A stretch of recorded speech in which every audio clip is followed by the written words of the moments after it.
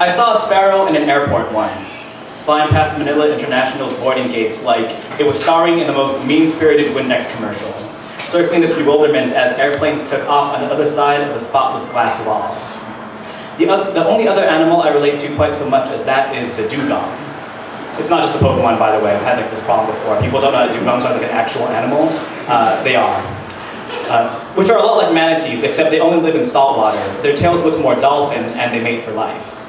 Dugongs were the first marine animal to be protected under Philippine law. And in Busuanga Island in particular, dugong hunting had been the native people's way of life for generations, because dugongs don't swim that fast and stay in shallow, clear water, so they're really easy to kill for how much meat and oil they can provide. And when they got classified as endangered, the biggest surprise is that the people who've been born and bred by tradition to hunt them became the protectors instead.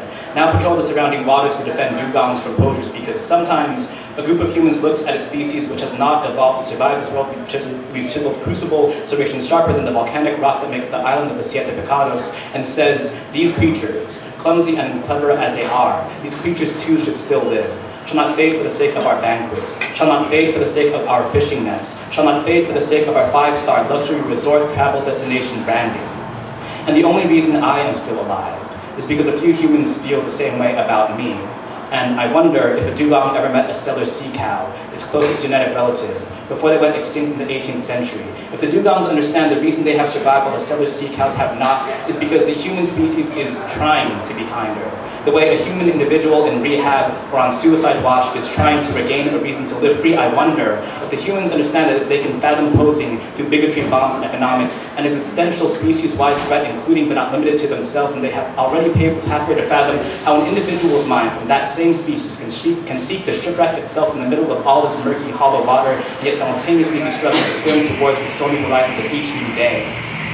And if there's one animal I relate to more than the dugong, it would not be a species, but an individual named Doug Ferguson. And I know that being a human relating to another human being isn't biologically profound, but I read a news story about Mr. Ferguson. And it was like seeing that sparrow searching for airport snacks because it couldn't see the way to rejoin the open sky. It was like swimming with the dugongs of Palawan and realizing in that moment how miraculous and unlikely it was that there were any left alive at all. It was all that when I read about Doug Ferguson, a waterworks plant technician from Lena, Wisconsin, who was working on his home one day when he accidentally fired his nail gun in a way that caused a 3.5-inch nail to ricochet right into his heart, embedding itself 1/16 of an inch away from a major artery. And instead of calling 911, he drove himself 15 minutes to the hospital for surgery, and afterwards, when asked about his decision-making on a talk show, he told the host, and I quote, "Well, I don't like to bother people if I don't have to." And you know, I felt pretty good. I mean, other than the pain from the nail being there. And if Mr. Ferguson ever shared a say with me and then ran for the House of Representatives, I would vote for him in a heartbeat. I can make that joke because he healed up just fine in the end. And in the end, when I reincarnate, or ascend, or digivolve, or summon a Patronus, I'd like that being which comes into existence from and beyond me to take the form of a chimera. A chimera composed of 3 beings. That sparrow that was stuck in Manila International Airport, one of the dugongs from Busuanga Island, and a human that kind of resembles Doug Ferguson. Thank you.